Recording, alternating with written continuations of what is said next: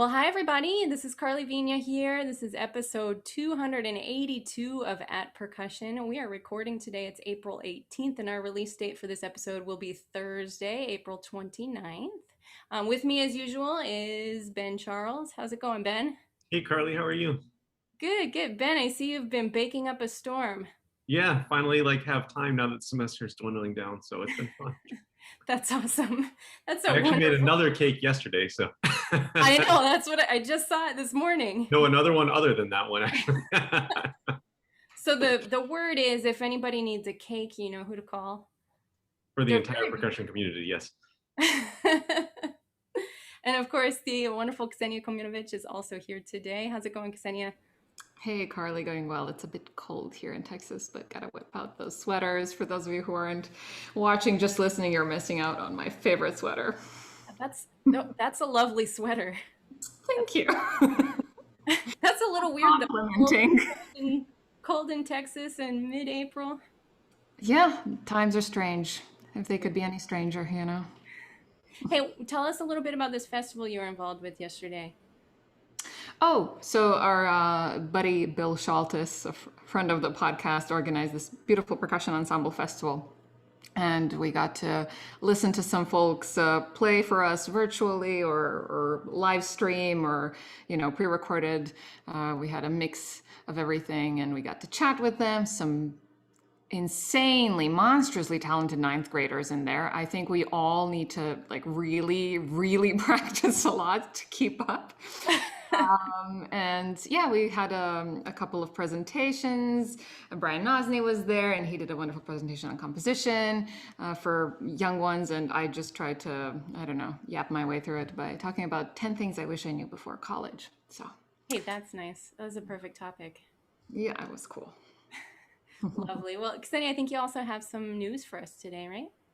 Yeah, I get to tell you what happened on April 29th in music history. So I'll go through the really important stuff first. Like in 2007, Rage Against the Machine reunited to close the Coachella Festival, which was awesome. Their first show in 7 years. Love them. They're awesome. They did well in Audio Slave as well, but this was great. And then if we go further, in 1985, Freddie Mercury released his solo album, Mr. Bad Guy. So I guess Billie Eilish had a predecessor. She says, I'm a bad guy, but he was Mr. Bad Guy.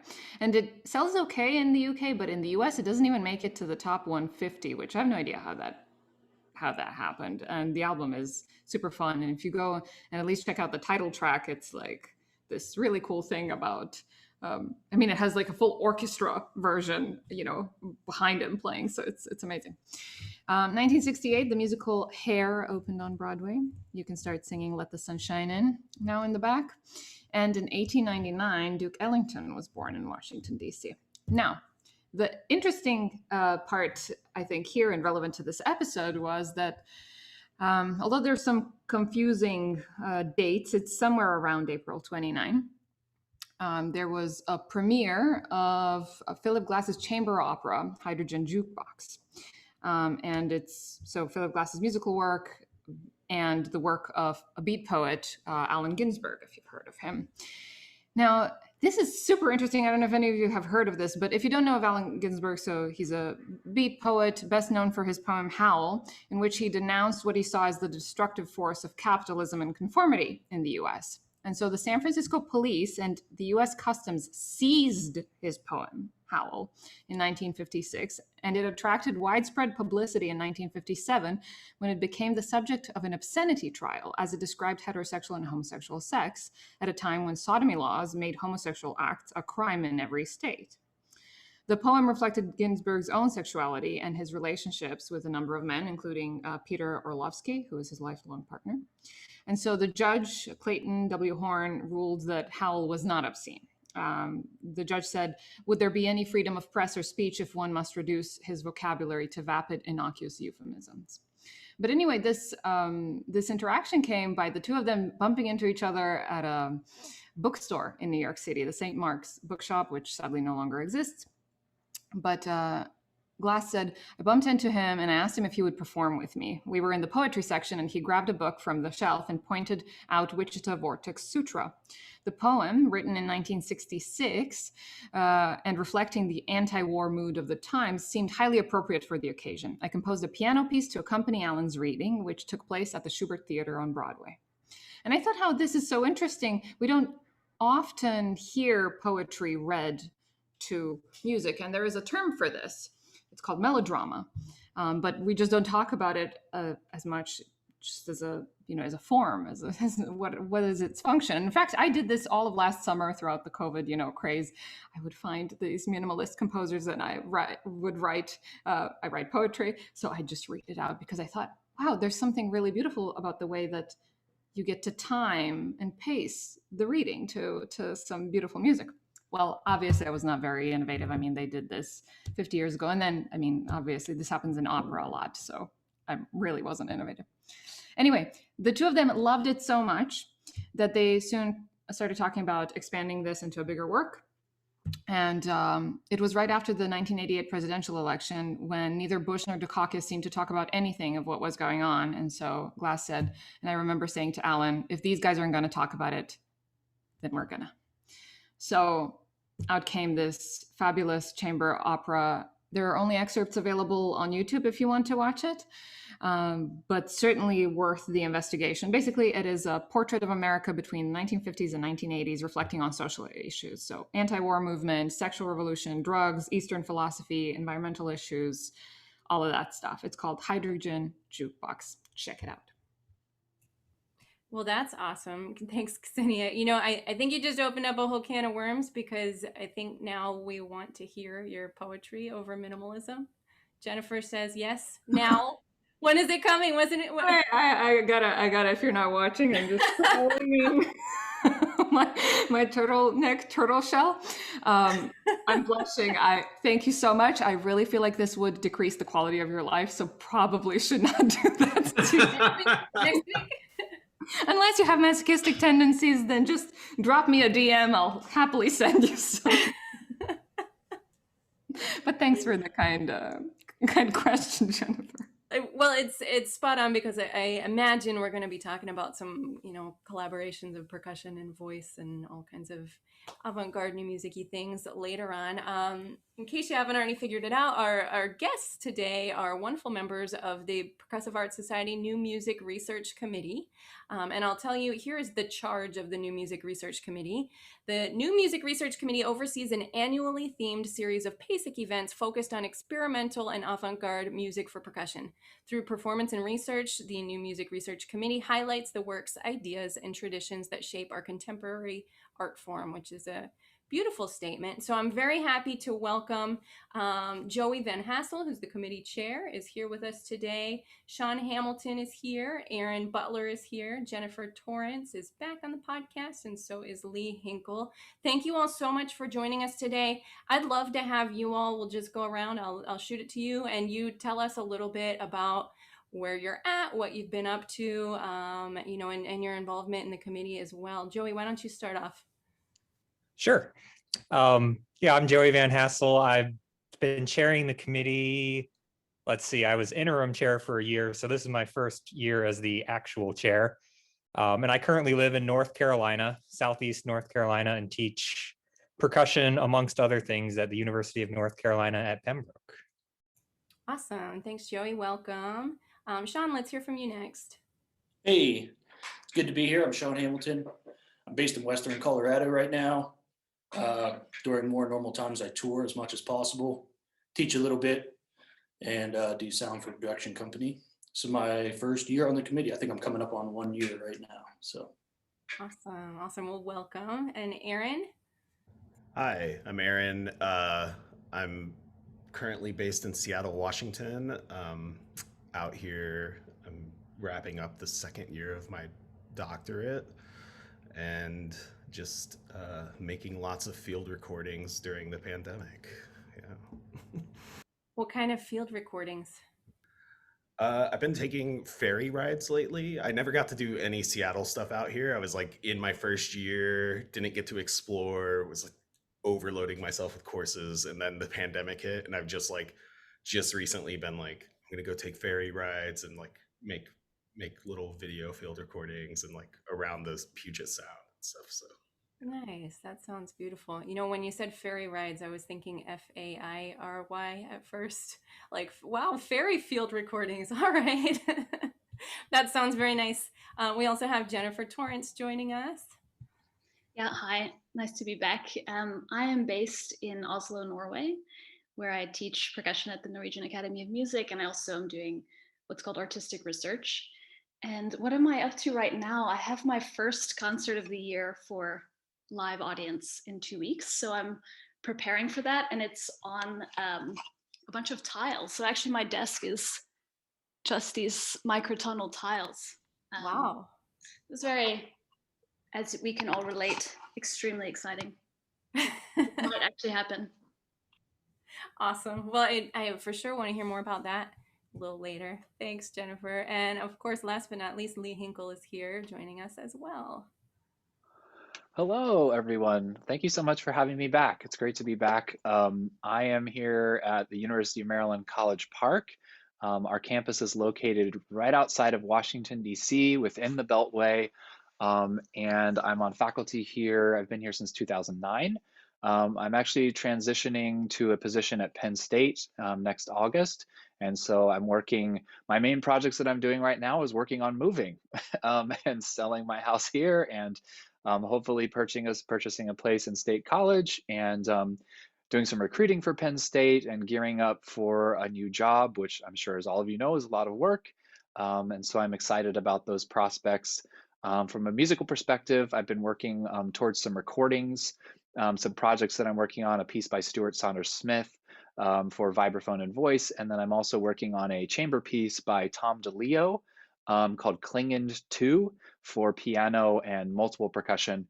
And I'm planning to record that next fall. So those are my two musical projects right now. And I just had my first in-person music performance since last October I guess 2 weeks ago, Easter Sunday. I got to play some timpani with a brass quintet and organ and some singers. And it just felt so great to be back in the saddle doing some in-person music making. And it was very therapeutic. And so I'm glad to hear about Jennifer's performance as well. And I hope we can all get back to some in-person music making soon. Yeah, that's awesome. What an incredible feeling. Just kind of like, wow, you can hear me and respond and I can hear you. We're playing together and there's an audience and they're experiencing it at the same time. Like the things we took for granted over a year ago. Well, that's awesome, Lee. We are so excited for you and your new position. You have a lot on your plate right now. So to get into a little bit more about the New Music Research Committee, Joey, why don't you start us off and tell us kind of an overview of the committee's activities? Sure. The kind of the main thing the committee does is, it used to be called Focus Day, but they've changed it to, and Lee, you can correct me if I'm wrong, it's New Music Research Day, correct? I think the official branding title now is New Music Research Presents, and then it's the special topic thing right after that. Okay. It takes me forever to remember that too. I still call it Focus Day, and it is not Focus Day. People do, but then it's multiple days. It's spread out, right? Right. Well, it used to be there was so PASIC runs from a Wednesday evening through Saturday evening, typically, and it used to be we had a Wednesday night concert plus concerts and panel discussions spread out through the next Thursday. But now it's morphed into just Thursday, and it can take a variety of forms based on who's hosting and what they would like to do. So for the New Music Research Presents blank, typically one or two, or it's been up, I've seen it up to 4 or 5 committee members get together, choose a topic, the committee discusses, votes on it, and then once the topic's approved, start soliciting applications for pieces on that topic, and curating a concert. And that's, or several concerts usually. And that's kind of been the main thing that the New Music Research Committee has been doing for the past, I think, since the 1980s. Wow, yeah. So how far in advance does this process start? Like when will you start planning, say, for PASIC 2022? We are already well into the planning for that. And Okay. actually, Jen is involved with that. I don't know if she wants to say anything. Sorry to put you on the spot. No, I'm a part of a group that's Abby Fisher, Eric Redder, and myself. And I don't know if it's right to say anything yet, because I guess officially it'll be announced at PASIC this year. But we are shaping a day that will address the global efforts to have a more diverse community of performers and composers and practices. So that's what we're trying to do for 2022, and we'll just leave it like that. Awesome. Well, I look forward to that. So yeah, it's usually a year or so in advance, or even longer. Sometimes I've been on the committee since I think 2014 now.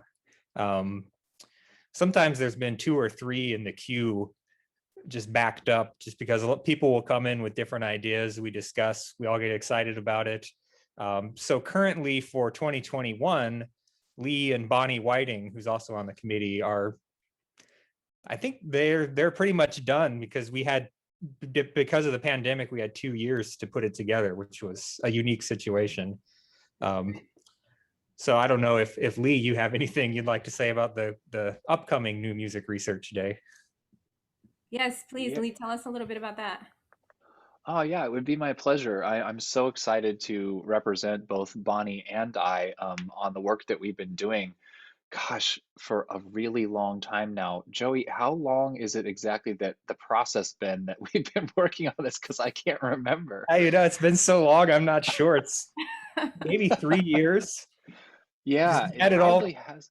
You guys had it all put together, and then the pandemic, and had to shuffle things around. And Yeah, so the process usually is for when we develop these ideas, and Jennifer and her team is in the process of working on it, putting together a proposal as well. And we put together these proposals, and then we put them before our committee, and then we vote on it basically. And so, gosh, it was probably about 3 years ago that Bonnie and I were sitting in a new music research committee meeting together, and we just kind of looked at each other and we said, we're interested in a lot of the same things. We're both interested in theatrical percussion. We're both interested in music for voice and percussion. And it just was a natural fit for us to team up and do something together. So we sat down over coffee and over a couple of lunches, and we started formulating a plan for a New Music Research Presents Day called Music for Voice and Percussion. And my background in music is as a percussionist, but also as a singer. I've studied both for my entire career, and I still sing professionally as part of my job here in Washington, D.C. And so it only made sense that we would work on this project together. And so we put together our proposal. It was released at a PASIC event, and then we had hundreds and hundreds of proposals that came in. And we had the terrible, terrible task of having to select from all of those incredible applications that we got from so many unbelievably talented people from literally all over the world. And it was just a wonderful experience to take a look at what everybody in the percussion community was doing. And it was so hard. It was so hard to try and feature as many amazing performers, both emerging performers and established performers, to really get a cross section of this incredible collection of music within the genre of music for percussion and voice. And we didn't limit it just to pieces that say the percussionist is the vocalist. We opened it up to anything having to do with percussion and voice. It could be that the voice was pre-recorded. It could be that language was the inspiration for the composition. It didn't necessarily have to have a vocal element to it. And we've got this incredible cross-section of music from that genre. And we went about the process of figuring out a series of 5 concerts and a panel discussion. Right as we were finalizing all of our things in 2020, the COVID pandemic hit. And everything, all the work that we've been doing up to that point was sort of put on pause. And then, in the months after that, and then over the summer, we had multiple conversations with PAS administration, who were very supportive and very communicative in letting us know that There probably wasn't going to be an in-person event that they'd be able to do. So in lieu of that, for this past PASIC 2020, we were able to feature a selection of artists that applied for us for a virtual performance. And so we had an hour-long concert that was really wonderful, with a great collection of pieces and wide diversity in terms of composers and performers of pieces for voice and percussion. And then because of the pandemic and the fact that we weren't able to do our full event of 5 concerts and a panel discussion, we're planning to do the full event this coming November in PASIC in Indianapolis, 5 full concerts of incredible music and a panel discussion. And we've got an incredible collection of emerging artists as well as established artists. We've got Steve Schick, who will be playing a piece. We've got Alan Oddie, who's going to be doing a project as well. We've got a really, really wonderful thing planned. And so I hope that everybody will be able to attend in person. Fingers crossed, this coming November for New Music Research presents Music for Voice and Percussion. Yeah, awesome. Hey, for me personally, if there's any topic that's going to get 2 years as being part of PASIC, voice and percussion is a great one. So let's all cross our fingers. Thanks, Lee. It's so great to hear more about that. I really, really look forward to that. I actually didn't know that Steve Schick and Alan Oddie would be performing, but that is awesome. It's going to be so wonderful. You know, and since we have all of you wonderful contemporary percussionists on for our panel today, I'm wondering, I have this kind of big pie in the sky kind of question. I'm wondering how do you approach forming a value judgment on a new piece of music? What kinds of things are you looking for? How do you decide what music you're going to play? What is good? What resonates with your voice? What you can do something with? Are there kind of certain aesthetic characteristics that you look for, or maybe other kinds of thoughts or inspiration? And we haven't heard too much from Aaron yet, so I'm wondering if you want to start with this one. Just jump straight into the deep end. On Yeah, this question, I'm just throwing you into the deep end. That's a huge question, and it's actually something I think that I have been thinking about a lot in the last 3 years or so. Is even how do I make these value judgments for myself, and what I prioritize. But I think for me, it's actually kind of simple. I think things that I just go what is that? Or wait, you can do that? Or pieces and ideas and concepts that just shock me at you can just do that thing, or this sound, this idea to create a sound that I've never thought of or never heard, or whatever is as soon as something like that happens, I get obsessed, and I just I'll just spend however long tinkering with these ideas or learning a piece. But I think that's the initial impulse for me, is just what? Yeah. Wait, what is that? Yeah, cool. Totally. Can you think of what's a recent sound or piece or anything that you've been wow? Well, I'm actually working on this is brand new, and I haven't even tested any of this myself, but Elizabeth A. Baker has written me a new vibe piece for vibraphone, electronics, field recordings. All of this is pretty within my wheelhouse. But the element that is, she painted these canvases and has amplified them. So to process the vibraphone, I am setting up art pieces that she's created, and the surface of the painting becomes the transducer for the microphone to feed the sound of the vibraphone into a computer rig. And then I actually play the canvas sometimes, but with my hands scraping, speaking or singing into it. And then there's another canvas that the score is projected onto. So the score becomes a visual element as well. And so that kind of blew my mind. I was just write me a vibe piece, maybe with some field recordings. And then she did this whole thing, and I was what? Yeah, so but I'm just literally, she just sent me this huge box. It's like I got this, it was like getting, like a gallery shipment to my front door. So yeah. That's incredible. I think I have the same reaction, like, whoa, like that's a thing. We can do that. That's cool. I look forward to hearing more about that as you dig into that project. I was going to add to that that like what you can do that sort of discussion. I think that's like it's like that X factor like that gets me as well. And like the non-musical example I can think of is the Pixar film WALL-E, and it's a film about a sentient trash compactor, and there's no dialogue for like the first 45 minutes. Like, can you hold people's attention for 45 minutes with no dialogue about something that doesn't actually exist? But for me, the piece that comes to mind is I remember I was a freshman in college, and it was actually at Focus Day. Christopher Dean had a new piece premiered, and it was a 30-minute long solo for Thunder Sheet and spoken voice. And I was like, like for just a Thunder Sheet solo in general, it sounds ridiculous. And then to have it 30 minutes long also, it's just like, what? You can't do that. That's not possible. And then like when I finally heard the piece years later, I was like, oh my God, this is amazing. And I have to do this. So that was my moment for that, my WALL-E moment. Your Thunder Sheet moment. Yeah, that piece is incredible too, and I think I didn't know about that piece, Ben, until you performed it. I assume we're talking about A Robe of Orange Flames.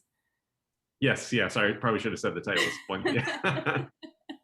I remember you did that on one of your DMA recitals, and you're telling me about it, and it's like, that sounds crazy. And like at the time, what I was probably working on songs 1 through 9, maybe that was dressura year, I don't remember, but like I was into some weird stuff. But honestly, Ben, I was like, I don't know about this Thunder Sheet. The weird thing also is that Svet never wanted to hear it until a week before the recital. Like he literally did not hear half of my recital until a few days beforehand. That surprises me. I'm glad he trusted me with that one. Well, Sean, I wonder, do you have any thoughts on this? What are you looking for when you look for new repertoire? I really think my favorite stuff is music that gives an experience. I feel like maybe is the best way to sum it up. So sometimes it's longer pieces, sometimes it's shorter pieces, but anything that kind of, when I get to the end, I'm like, whoa, that really took me somewhere. Could come from sound, it could come from the structure of the piece, hearing about the piece for Thunder Sheet, it's like, yeah, that just sounds crazy. And I'm into it already. Haven't even heard the piece, So I'm not familiar with that piece, but either way, a lot of times stuff like that, it's kind of like, wow, that sounds really over the top, or that sounds extreme or whatever. I really like that stuff because those are the pieces for me that I come away from going like, wow, that really took me somewhere. I do a lot of work that's improvised, and I end up playing a lot like with noise artists and stuff. And the average noise set is 15 minutes long. And those sets for me always have that experience factor where it's like loud, intense, and 15 minutes. So it's short, relatively speaking, but still when I walk away from that, it's like, wow, that's crazy, and it really took me somewhere. So for me, that's really what I appreciate is when a piece takes me somewhere. Another piece that comes to mind for me is Toxin, the Nielsen piece, which was played a few years ago at PASIC, I think. And I listened to the whole piece, and the whole time I'm thinking like, kind of, what's going on? What's happening? This is interesting. And then at the very end, I felt like the whole piece was contextualized. So that piece, I felt like I walked away from with an experience. And for me, I really enjoy that aspect of it. Yeah, cool. I love that you're saying, you keep saying like, it takes me somewhere, there's a journey. And I think about something my mom used to say when I was a kid. We'd talk about, not just music, but like movies or a play or TV or anything. And she'd say like, I want to feel different after, like I'm changed after I experience it. And that's something that resonates with me when I'm thinking a lot about music and any art that I'm consuming. But I agree. Awesome, Sean. Thanks. Ksenija, I think you have something. Yeah. So my question for all of you is, where do you think does the marriage of conceptual art, so performance artists, and percussionists happen. And what comes to mind, or who comes to mind, is Marina Abramović, who is a very well-known conceptual artist and performance artist. And I love her work, and just reading her autobiography to see what that woman has done in her life and how she has constantly walked in the direction of her fear, I think is amazing. But have you ever explored the idea of collaborating with performance artists or learning from them? I mean, just we in general as percussionists should do that, I feel, because we lean into what they do so much, but I feel like we don't really get to hang out with them a lot. Or maybe that's just me in south of Texas. So does anyone have any thoughts on performance art and how that interplays with what we're doing? I do think about this relationship quite a bit, and performance art is difficult to define, but often it's a situation that can't be reproduced. It happens. Abramović walks across the China Wall and meets her now ex-lover. You can't reproduce this situation, and most of what we new music percussionists do is reproducible. So there's always this gap, and also that performance art is something that has a kind of transformational quality. It can have this, that the performer is the material, and their change that's happening on stage is being witnessed by an audience. And in the case of Abramović, she's actually tempting them to get involved. So there's this blur that's also interesting, that I don't know many percussion works that challenge this blurring, where actually calling the audience in, almost to intervene sometimes. So it's more extreme in some ways, but I think at the core is that I think we do a lot of things that can be reproduced, even if it's improvised. That, speaking from my own improvised practice, there's still a history of my sounds that I tend to do, and then when I improvise again, they're still there. I'll just say that it's like that. I didn't answer the question at all, but that there's a real difference. That's interesting, and I think you're very right. But now, when I think about one of my last museum experiences was when I was in Belgrade a year and a half ago, and there was a retrospective of her work, and she was there for the opening, but then left, obviously, and there were a lot of performance artists just there recreating her work. So I think that's something that she and other performance artists have been talking about, how, while it's beautiful that this is a singular sort of exclusive experience, that they're trying to get people involved. Of course, the point is for you to express yourself and for you to create an experience that's unique to you, but you could also do something else. So there were, like naked people standing in doorways where you couldn't enter a room and see a part of the exhibit unless you walked in between them, and wearing the gowns or screaming at each other or holding the bow and the arrow and so on. So I think that's really interesting. But anyway, yeah, I think this thing about the audience engagement is interesting, and a part of music that I'm like really interested in like inviting the audience in. This is like, we're taking a tangent, I guess, but I think that's like one of these, it's becoming a little more common. I think of like Sarah Henney's vibraphone solo that just needs like any number of thrift store bell ringers, and it can literally be anybody, or even things that like engage audiences in different ways, where like I'm really like these days, like I'm like, I don't want people confined to chairs. And even if their engagement is that if you stand in this corner of the room, the beating tones that I'm producing by just playing a bunch of clusters on a vibraphone are different than if you stand in that corner, and I want you to like traverse that area and kind of do that. So I just like, that just triggered something in me that like was like, oh, but yeah. But I do think there is like we get lumped into this like, oh, it's like performance art more than music, and I get that kind of thing, that kind of like impulse to do that, but yeah, like I think I'm also just like, oh no, this is just music. Yeah, I kind of echoing what Aaron says. Like, I actually did a class for Karli students at FIU about a week ago, and like I in that specifically, I was talking about like sound art or noise art, whatever, versus music. But it's very like particular to try and draw a line in the sand on this is that and whatever. And I always come back to like the Steve Schick book. He talks about like, what instrument did B.B. King play? And everyone says guitar. No, he played Lucille. That was B.B. King's guitar. what instrument does Steve Schick play or any of us play? Like, well, percussion, like generally, broadly, we don't play a violin or a guitar. And so by the very nature of our own instrument, like we don't play an instrument, we play an idea, so to speak. And then at that point, like a lot of pieces that we play are for like gestures with an audio track or something like that. And like at what point, like do we draw the line and say like, okay, well, the Keiko Ivan marimba solo is definitely music, but the Steve Reich, repetitive patterns, that's like sound art, that's not music. And it's like, no, like, and so to me, like at a certain point, like I guess some people like to draw the line in the sand, but I'm just not so curious about like what that is. And it's like the kind of like the Mark Applebaum sort of like mischievous person, like, hey, we don't do experiments because we know they're going to work. Like we do experiments to find out what's going to happen. And so if you're playing a piece because you know it works or you know the end result, that actually doesn't seem very creative to me. It's like the asking the what if, which is very Alan Oddie thing, I think. So yeah, I don't know. That's my 2 cents. I think Jennifer had something. I did.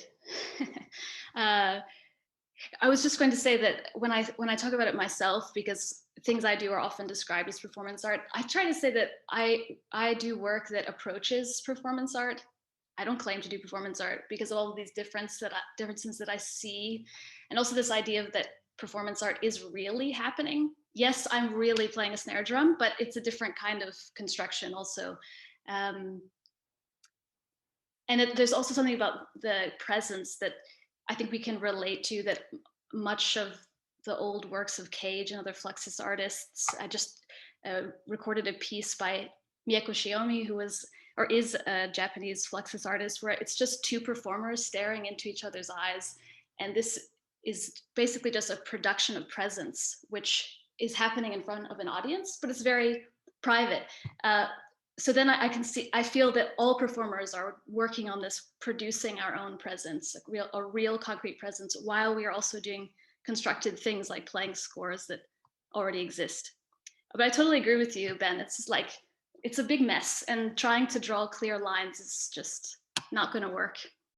More and more I'm starting to feel like our bodies are our instrument in every way. Like our sticks and mallets are an extension of the physicality that we use and create to play. And Ben, I guess what made me think of it was you saying like, well, we play everything, and sometimes we play nothing but gestures in the air. And what does that even mean? I'm loving this discussion. Thank you all so much. Joey, I think you have something. Yeah, just real quick, this made me think of, we've mentioned Alan Oddie a few times, and he's a mentor of mine. And he gave what I think to be the best definition of what music is. This is from an interview that I have on VHS tape from the 1980s. But he said, whatever musicians are doing, that's what music is. Yeah, I think just to maybe even like take what Jen was saying and Ben, even, it's like, I think people maybe look at some of the things that us type of percussionists do as being totally different, but I think about like everything that goes into, like, I just recorded a piece for 2 cardboard boxes, and every, like, the concerns that I have for producing sounds on an amplified cardboard box and my presence at the instrument is like, it's the same concerns I have if I'm playing a Bach cello suite. Like it's not different to me, Have you guys seen that video clip of John Cage appearing on the game show I've Got a Secret? There's this great moment. It's like a late night television program, and the host of the show just says, "We're going to scrap what we're supposed to do tonight. I just want you to see what this guy is doing." And so he does a little mini interview with John Cage before John Cage plays Water Walk. And he says, "Mr. Cage, do you consider what you do to be music in the same vein as Bach, Brahms, Beethoven, and all the greats before you?" And John Cage says, "Yes, I do." And then the host says, "Okay, well, what you do is so strange, so peculiar, people might laugh at it. Does it bother you when people laugh at your music?" And Cage says, "I'd rather have them laugh than cry," which I think is like perfect. It's like, yeah, I'm playing 2 cardboard boxes. Like, so what? Laughter is definitely preferable to tears. Well, I wonder if we can talk a little bit more about maybe compositional directions or trends that you all see things going in, or what directions are you excited about? Any takers on that? Actually, I'm not gonna. I want to go back to your first question about Perfect. what was it? How do we decide if something is good? Yeah. Yeah. I've been thinking quite a bit around the word curation and the root cura in Latin meaning care, and this idea of curation as care. And then I can jump to the question now that I start to see around me and us, our community, that I believe people are curating what they care about more than I remember. I feel really hopeful that, and it's cares that go beyond their own virtuosity or their own image. So I would say more than direction specifically, I feel excited about this shift as a community. Yeah, meaning beyond, I think you're meaning even beyond like, I like this music and I want to play it, but thinking about, kind of responsibility to our community and, whether it's environment or human rights or any of these really important issues, kind of ethical music making. Yeah, I agree with you. Absolutely. I think there's a lot going in that direction. And, our consciousness as musicians as a whole is certainly shifting in that way. I just wanted to add to that.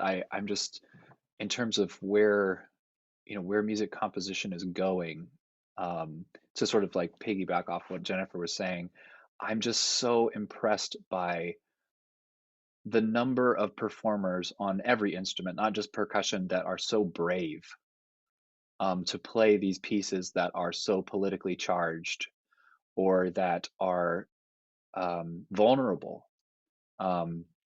Aaron was mentioning the piece by Sarah Henney's The Vibraphone Solo. That's an incredibly vulnerable piece. And she plays it so bravely. Here I am, and this is me, and this is what I want to say with this piece. And so I see a lot of these brave performances. I see a lot of brave compositions that are not shying away from difficult issues. And I'm just so impressed because I keep coming back to this word brave because I think it's just, there's a lot of folks who just have a lot of courage in their performances. And I think that's incredible. And I also think that the absence of live performance that we've all experienced for quite some time has led us all to embrace it and remember how important it was to us. I mean, anytime you take time away from something, and then that longing that comes with the relationship that you have with music, which is one of the main loves of your life, when you're away from that and you develop that longing for that thing, when you come back to it, you come back with this renewed energy and care, to use the word that Jennifer was saying, of curation. And so I'm seeing a lot of that, and I'm seeing that when we do come back to live performance, there will be these brave performances, and they will be in person, and they will be very powerful for audiences because of that absence that we've all experienced. Yeah, beautiful. It makes what both of you are saying makes me think of the Innocence Project, this project that John Lane and Alan Oddie have been doing together. And John Lane, we've had him on the show in the past, and he did a class for my students at FIU earlier this year. And he talked about, they were going through this process. It's basically they've created a musical performance to highlight the experiences of people that have been wrongfully imprisoned. And they had this conversation saying like, well, is there something else we should be doing? Like, is there another way we can advocate for these people rather than, like just we're doing this hour-long percussion show or whatever, as entertainment. And ultimately, like what he said was every time they've come around to that, like the family members and the people that are affected by this wrongful imprisonment say, no, keep telling the story in your way, in an authentic, artistic way. And I just thought that was really interesting. I'll just piggyback off what Karli was saying, because the Innocence is the name of their project, right? So that's the name of, I guess, the piece for this Innocence project that John Lane and Alan Oddie are doing. And you'll have an opportunity to see that at PASIC 2021 as part of the event that Bonnie Whiting and I have put together. They're going to do an excerpt from it. We couldn't feature their full-length program because it's a comprehensive thing that they do, but we're hoping to have at least 15 minutes of that, the Innocence, on PASIC 2021. That's so great. As if we needed more reasons to be excited for PASIC 2021. We're gonna, that PASIC fatigue you usually feel by like Friday afternoon. I don't know if we're gonna get that this year. I think like Saturday night's gonna come and we're gonna be like, can we do another week? This is so great. Get to hear people. Can we all just go in the exhibit hall and play really loud on whatever instrument for a while longer? Your Megadeth drum licks, yeah. Another difficult question of like trends, and I think what I perceive is kind of a lack of a trend or a singular thing. I think there's so many branches happening right now of what I would consider new music that yeah, I think exactly what Lee and Jen were saying.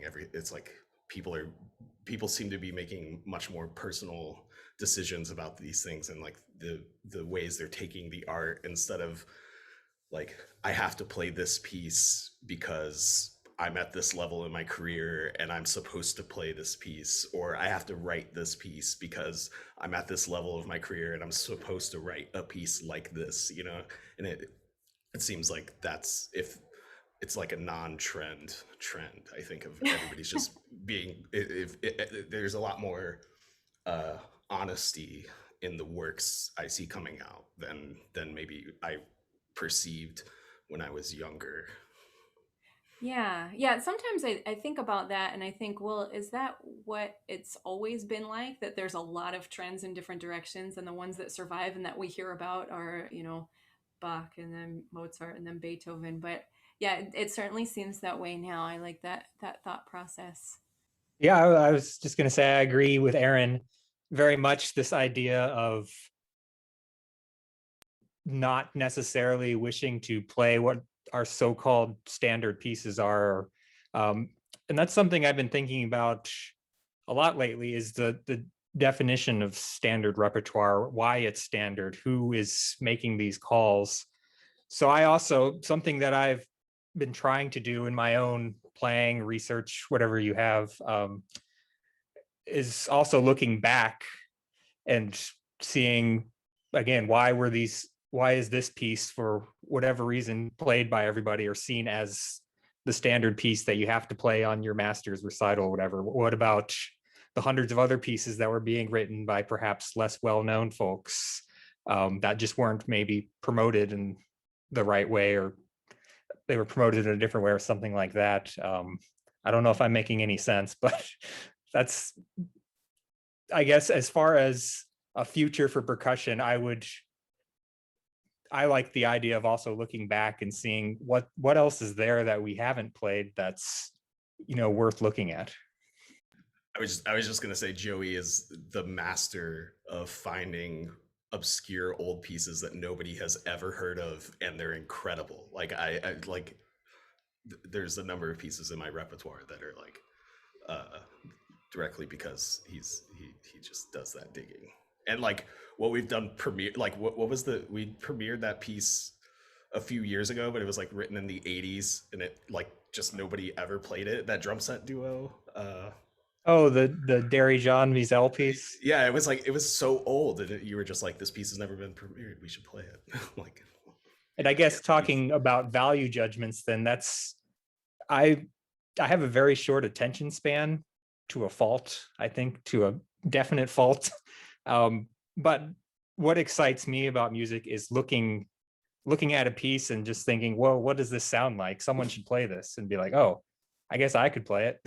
Or there should be a vibraphone solo by Peter Garland. Why doesn't he have a vibraphone solo? So maybe I'll ask Peter Garland and see what he says. And I don't know, there's somebody should write a piece like this. Here's the idea for the piece. Well, I guess maybe I should write it, since it was all, I don't know. Again, just the sense of exploration, experimentation, just being, like I said, my attention span is so low that I get excited about practically anything and then go from there. Yeah, I was just going to say it's incredibly important work. And I also feel, if we go back to this shift that has happened over the last year, I also noticed that people are digging up pieces that were there. And one piece that comes to mind that is really surprising is Julia Perry's Homunculus, if I'm saying it the word right, which is for 12 percussionists and harp, or 11 percussionists and harpists. And then all the renditions of ionization, you went to all that effort to get all those players on the stage. Just do the Julia Perry as well, or instead. But for reasons I think that we can say bluntly, which are sexism and racism, this piece is almost forgotten. So this work is just so important. And then I was going to add that there's a percussionist in Oslo named Kjell Tore Inervik. Okay, he's a wonderful teacher and musician. And he had a project called Radical Interpretations of Iconic Works.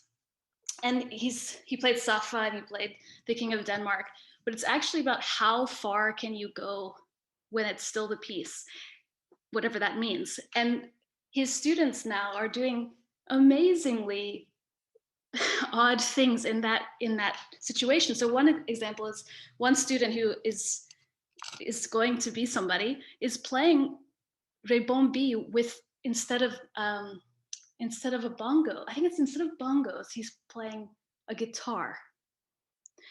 So he's doing these kinds of things and really questioning what is this material doing? And if I move it slightly into another sound world, what can happen? And I think this kind of work is also incredibly important to keep these works alive. So not only that we don't have standardized works, but also standardized interpretations, which is also scary. Wow, that's a lot to think about. I'm loving this conversation. It's amazing. I wanted to bring up the topic of entertainment. And it's something that I've been thinking a lot about and listening to far too many David Foster Wallace interviews and reading too much of his work. There is definitely a connection, right, between entertainment and the Western capitalist, consumer, comfort-focused culture. And on the other side, there's the demonization of everything that is related to entertainment because of all of that. I'd love to know, how much does this play a part into what you choose to perform? Is it just that your taste is different and what you find entertaining is maybe not, what has the widest, it's not pop music, it's not stadium fill music, whatever all of us do, actually. It's not you, I'm very much in there. Are we actually playing by the same rules? We're the same as those big producers, but we just choose what we like? Or do we think that entertainment should not be a primary driver to how we pick our music? Aaron. I'll just jump in first to say, I kind of mentioned this idea that I don't approach something classic any differently than I approach playing cardboard boxes. And I also, I play in garage rock bands, and I started my musical career playing guitar and heavy metal and punk bands. And yeah, I think for me, I don't think entertainment is bad. I don't take that. I want an audience in whatever I present, whether it's playing a rock and roll show in the basement of a bowling alley in Cleveland, Ohio, or playing a Focus Day piece where I'm just playing a single note.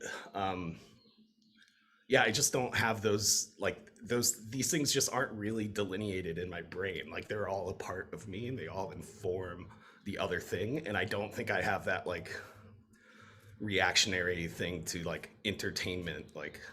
That can mean a lot. And I want people to enjoy stuff, I like to be entertained.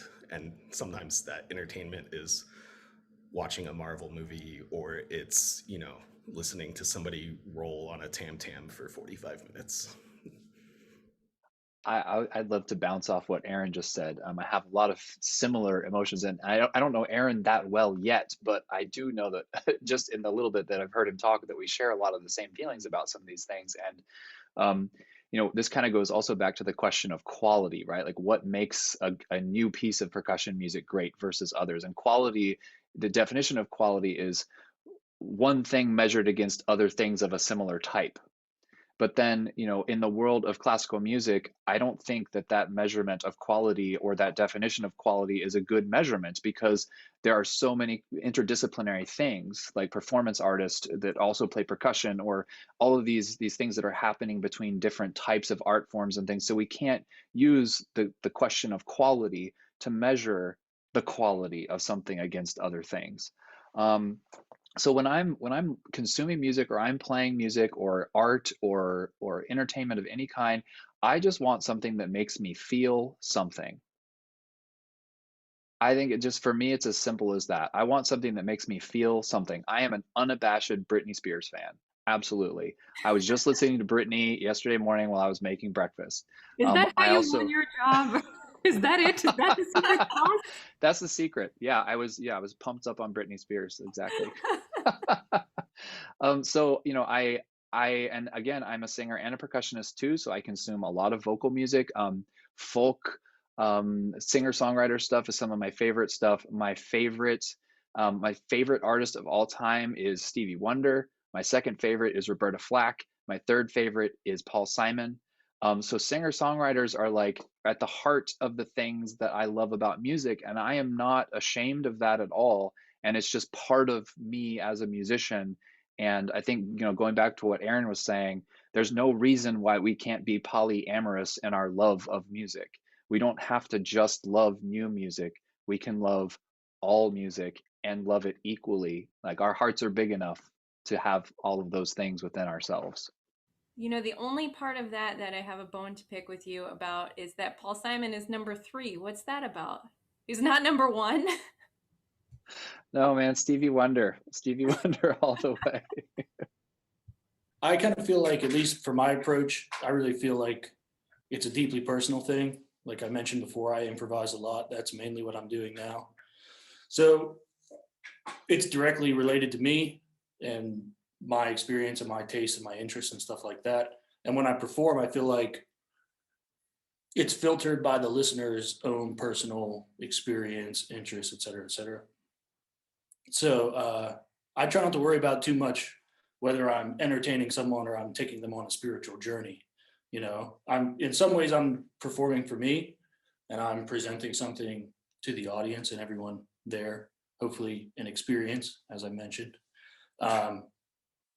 So I want my performances to be kind of open to interpretation as well.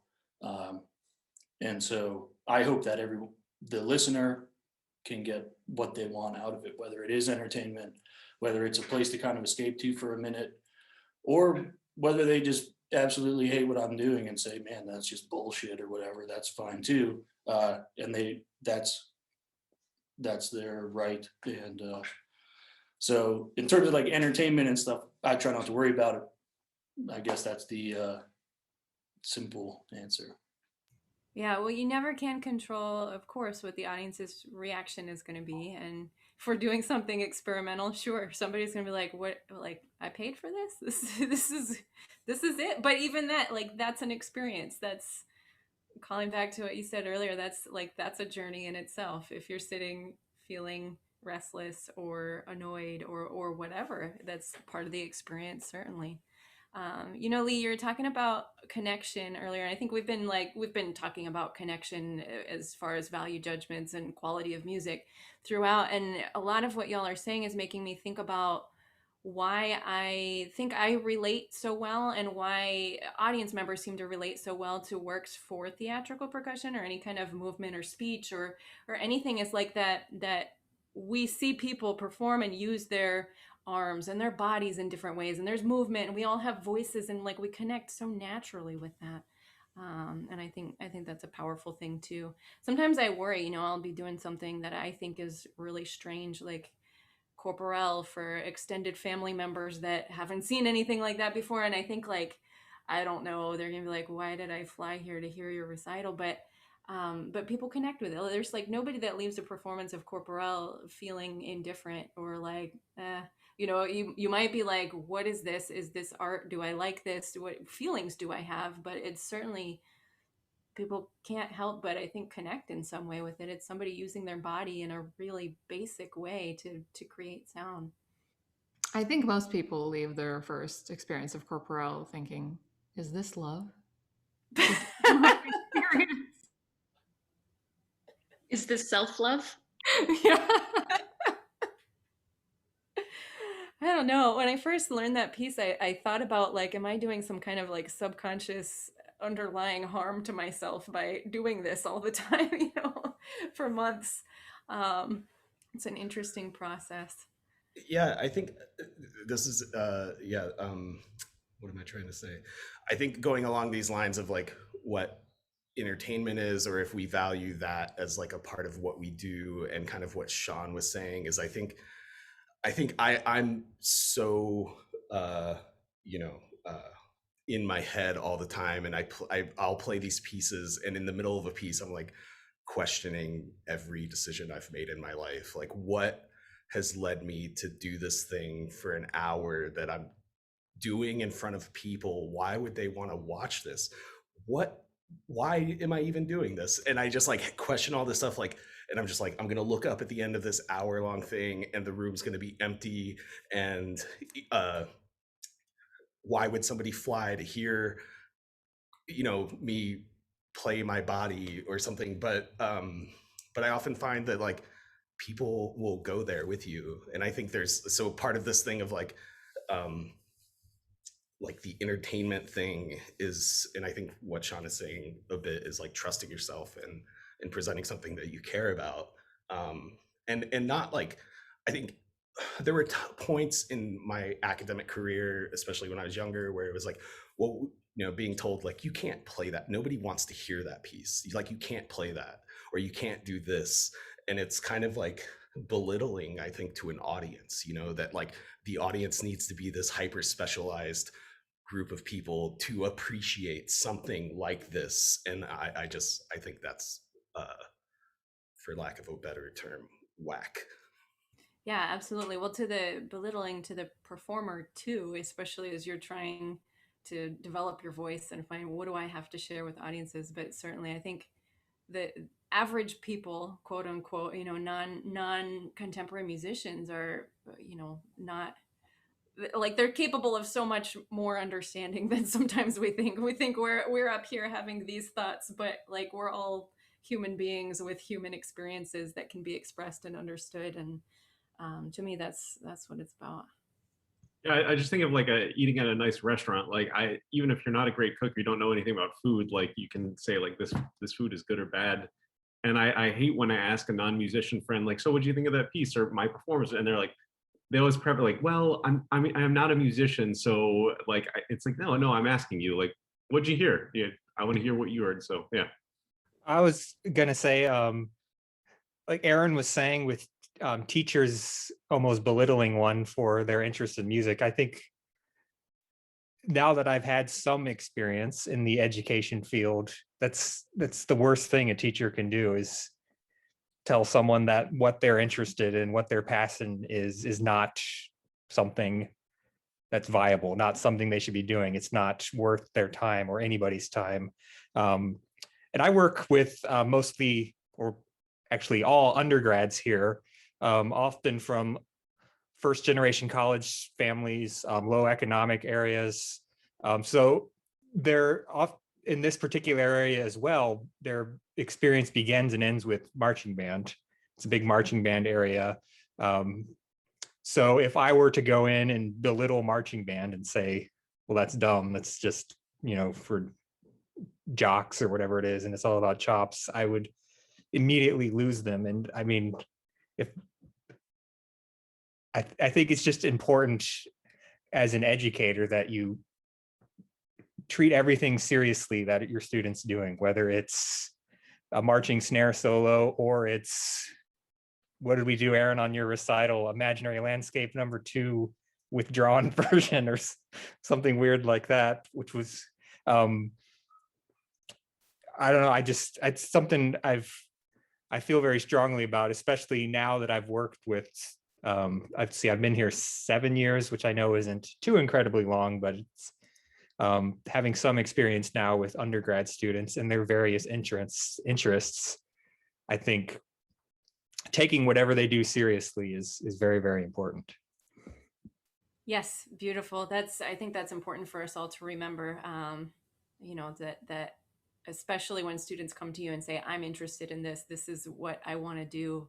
Yeah, maybe you also need to do, some rudimental snare drum, and you gotta get some timpani chops, and like we have standards and skills and things that students, you want them to have when they graduate. But certainly, if they're interested, there's value in that.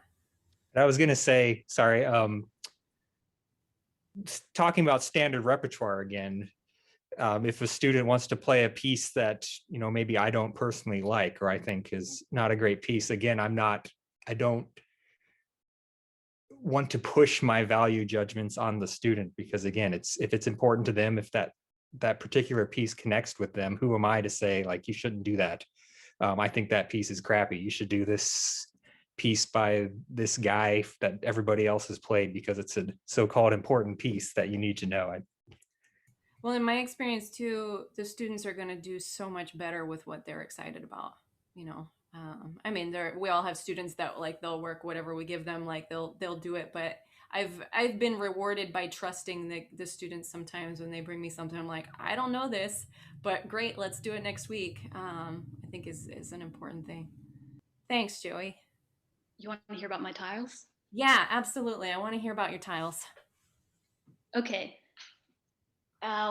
One way that I choose to play pieces I'm actually quoting Madison Greenstone, who's a clarinetist, and that she says that making music is having a conversation, and I like to have conversations with composers that are around me.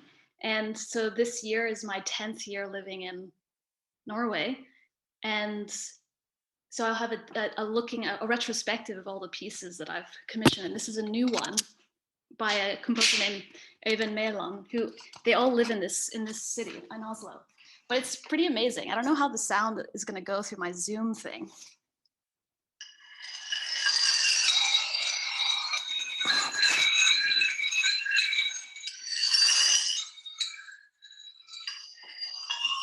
Etc. And then there will be a solo version of this. But it's a little bit tricky because he wrote the piece for these tiles. So, can you get a D quarter sharp tile in exactly this size and shape? I mean, it's a little bit tricky here, but I'm really excited about it. I think what I love about it is that we finally have real legato and real sustain. It's actually more like playing a string instrument. And I've actually felt a kind of healing going on, that I can actually do real lines without the illusion of it being a line. Yeah, I'm actually fascinated how different each tile sounded. Yeah, I'm just imagining this composer being like one of us at the tile store. Right. That's pretty nutty. I've been the crazy person like hitting all the flower pots before, as I'm sure y'all have been too, but that's like a whole other level, scraping tiles, I think. Cool. Thanks so much, Jennifer. I have one more question for all of you before we wrap. And what I'm wondering is there one piece or one composer that you think our listeners should go and check out because it's something that's exciting, that's on your radar? So to give you a minute to think about it, co-hosts are included in this too if you want. I'll explain. I'll share mine with you. It's no big surprise, but I love learning more about Mauricio Kagel, just his ideas and the commentary on conservatory training, and coming back to a appreciation of music with all senses.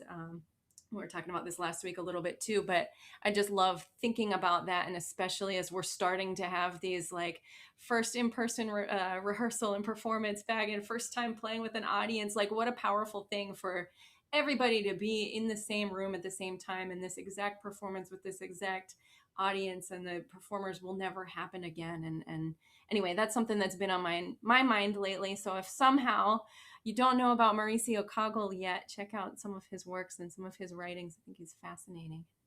Who else? I'll bite next. Awesome. My go-to for like when I first introduce people to like experimental music is Frederick Rzewski. And his name, I actually wrote it out because it's not pronounced the way that you might think. It's like Rzewski, but it's pronounced Jevsky. But he has a piece, I should have written this too, Le Mouton de Panurge, pardon my terrible French accent.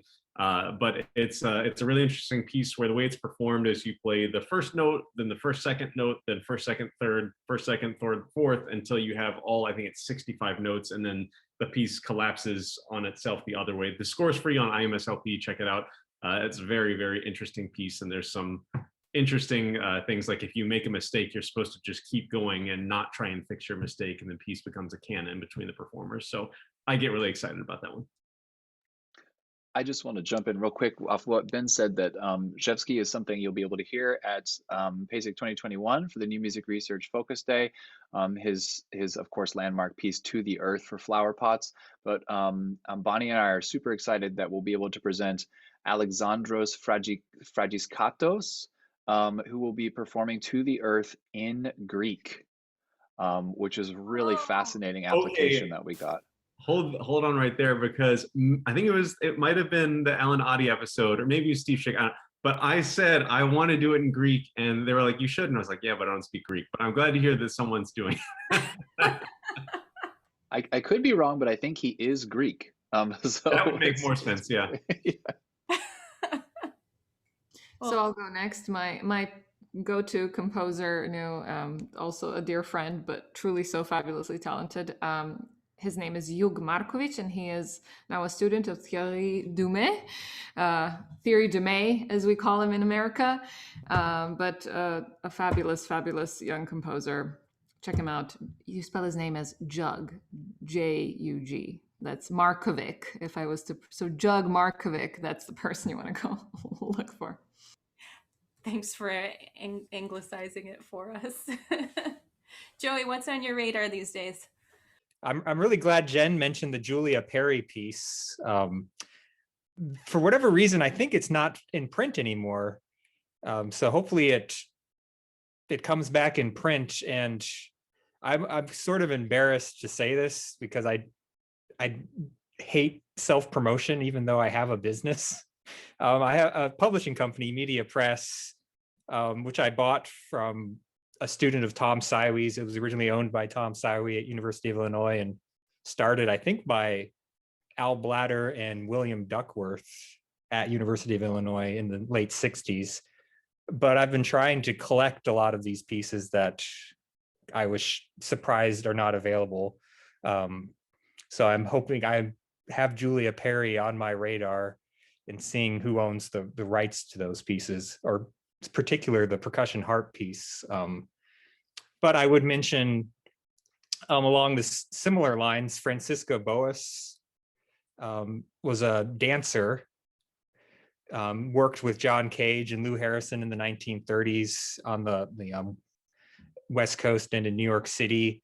And she has a percussion quartet called Changing Tensions that was, I think, premiered in 1939 on one of the Cage percussion players concerts. And I think it's a fabulous piece, and it's something I would hope more people would perform.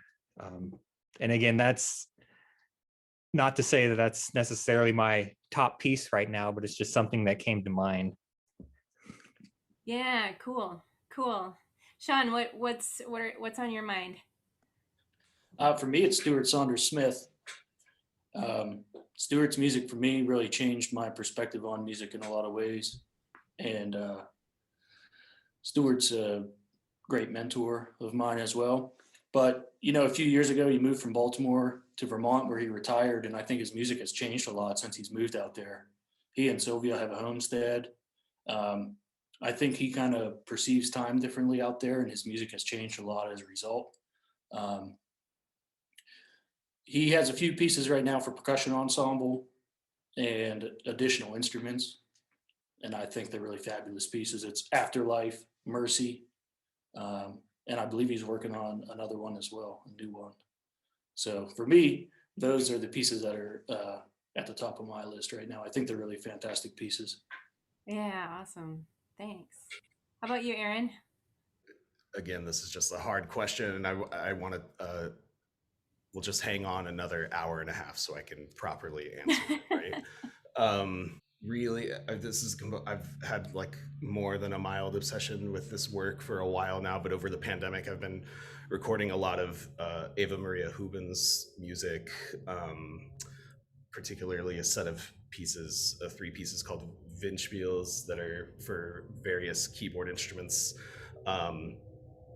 And she's like a member of the Vondelweiser collective, so there's like lots of space, really delicate sounds, and kind of without her permission, I started adding kind of static landscape video field recording elements behind, so that different environmental sounds are introduced. And I kind of like very nervously sent it to her, and I was like, if this isn't okay, tell me, and I'll get rid of it and it won't exist on the internet. And she was like so warm and caring, and loved it. And I think just like her personality, she's just incredible. And I think going back to this idea of like something that's deeply personal and approached with a lot of care, I see and feel that in her music. So I've just kind of been doing the deep dive there.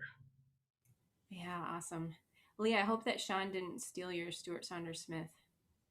I know you've worked with him a ton.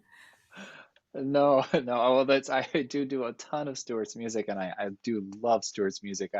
And it's sort of, I think it's just always a part of my life. So it's not necessarily the newest thing that's on my mind at the moment. And I am working on a piece that Stewart wrote right now to record eventually, called Lazarus for vibraphone. Well, it was originally written by Stewart for piano and voice, and I played it for vibraphone and voice. On a tour in Europe many years ago, and then it's since been recorded by a pianist, singer, and I'm hoping to record the vibraphone singing version soon. The composer that I've been listening to a lot is Julia Wolf, because certainly the voice connection. But the one I wanted to mention today is Viet Quang. I've been listening to a lot of his percussion music, and I'm particularly taken with this piece, Water, Wine, Brandy, Brine, that So Percussion did, with percussion quartet and 15 crystal glasses that are tuned. It's just haunting, and it's just so fascinating to watch. It's just really engaging. And when one of my students first told me about Viet Quang, I was really excited, and I went and I started watching the video, and I got so into watching the performance that I completely missed the first 15 minutes of one of my students' lessons because I didn't even realize what time it was. That's how engaging this piece was. So I definitely recommend to check out Viet Quang, and I can type the spelling into the chat too, because it's a little unusual spelling. Awesome, thanks. And Jen, what's on your radar other than lots of tiles? Right. I just want to say, Viet, we went to high school together. So it's just like so amazing to see him doing so well. Yes, it's so great. 2 pieces on my mind. One is Yvette Janine Jackson's solo Deliberate Afraid of Nothing, which Colleen Bernstein premiered maybe 2 months ago at the MATA Festival. It's just so elegant. It's just so good. And one other piece that's on my mind right now, because hopefully we will mount it here in Oslo, is called 100 Symbols by Ryoji Ikeda, who is a Japanese visual artist and sound artist and composer. And the piece is for 100 symbols, which are placed in a 10 by 10 grid. And then it's 10 performers who are performing on the symbols. And it's basically, he makes electronic music. So it's a kind of electronic, acoustic electronic noise music. Yeah, and the interesting thing is that it's for custom made cymbals. So they're actually making a new set in Turkey now to ship. Hopefully it can all happen. But I really recommend checking out his work. He also has smaller scale pieces that are also incredible. Wow, very cool. That sounds just fascinating. And Joey, I think you have one more. I do, because again, my attention span is so low. Someone I've been reading about a lot, and he's a composer that's talked about all the time, but I've never really listened to his music very much until pretty recently, is Christian Wolff. Just the amount of music he has, and the way he allows the performer to interact with the composer and the audience and with each other, I think is quite beautiful. And I guess I would just encourage folks to look more into his music. And he has a lot of stuff for percussion that at least in my experience, isn't really performed that much.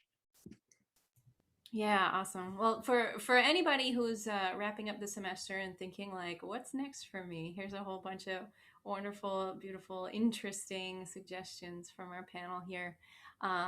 Lee, I wanna hear just one last time a little bit about New Music Research Presents.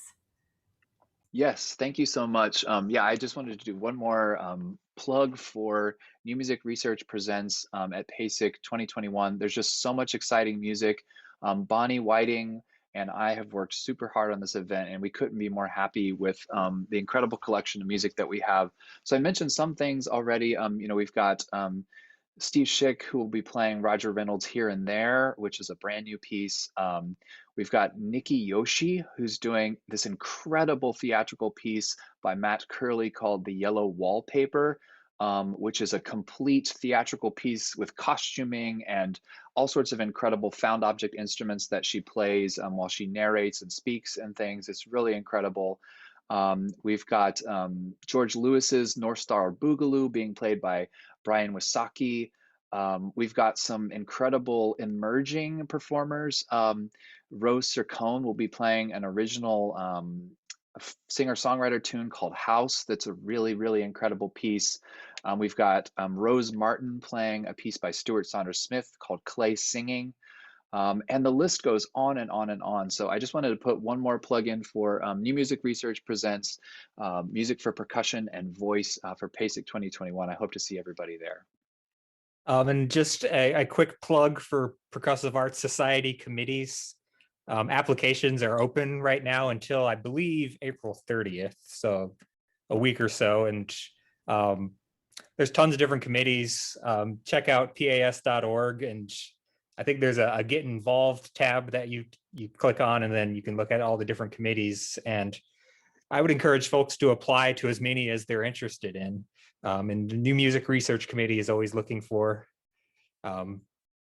great people to join us. So Cool. Thanks, Joey. And thanks, Lee. I can't wait to experience all the New Music Research Presents concerts in November. Thank you all so very much for joining us. It's been a wonderful discussion. I appreciate so much all of your insights. I look forward to hopefully meeting you all in person in November, those of you that I haven't seen, and seeing those who I have met. Thanks so much for joining us, and we'll see you on the next episode.